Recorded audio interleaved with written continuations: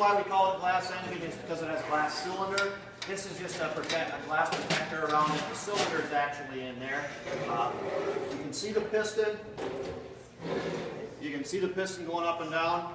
Again, it's kind of hard with everybody around me here. It is 4-stroke motor, so it burns straight gasoline. It's very similar to the automotive engine. Right? So if you're familiar with the 4-stroke cycle or 2-stroke cycle, you can do that on this engine as well. This is the exhaust side. This is the intake side. Right? I've got my fuel supplies up here, and then basically what we would consider a carburetor, though. Yes, go ahead. What's with that little bolt or pin on top of the piston? Up here? No, the piston itself. Like something on the top there. What he's talking about on the top of the piston is a little hard maybe for some of you to see. There's an adjustment on that piston where we can change the compression ratio. So we can lower and raise that piston. You have to disassemble it to do it.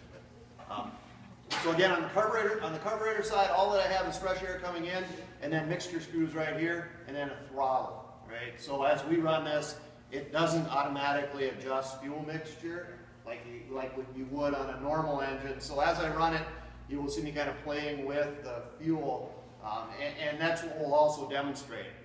So that is the intake side. So my intake valve right here, you hopefully can see the intake valve go open there. Right? So on my intake stroke, it is got a camshaft on the back side here, geared to the crankshaft. There's little lifters, and then these would be what's considered my push rod, which is what's going to open and close those valves. So intake side on this side, exhaust side on this side. Right? So what I'm going to do is I'll go ahead and start it up. We do have a tachometer here that reads in 100, so it'll generally run somewhere around 2,500, approaching 3,000 RPM. And it tends to generate a little bit of exhaust, so you might smell a little bit, but you're certainly welcome to come closer to it if you want. I think the fascinating part that I get a kick out of is watching that 4-stroke cycle take place. That piston has to travel from the top down, back up, back down, and up to complete each one of the ignition cycles, and how quickly this actually happens. It almost looks like the valves are just sitting there and bouncing, but in actuality, it's going through that entire stroke every time.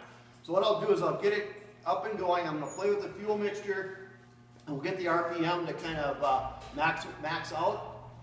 And then what we'll do is we'll go a little bit too rich. We'll add just a little too much fuel to it, and watch what happens. Particularly with the tach, you can also see inside the cylinder what starts to happen as we give it too much fuel.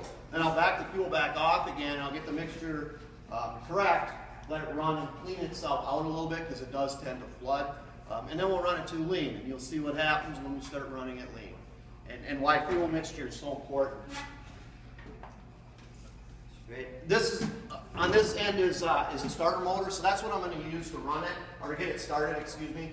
And then I'll switch it off, and the motor will start to run. So I'll just indicate when that happens. Okay.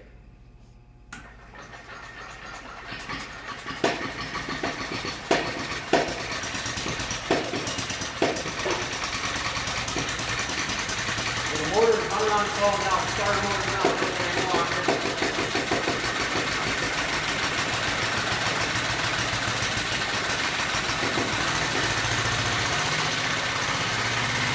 Takes a little bit for the motor to warm up, so that was basically a filter effect.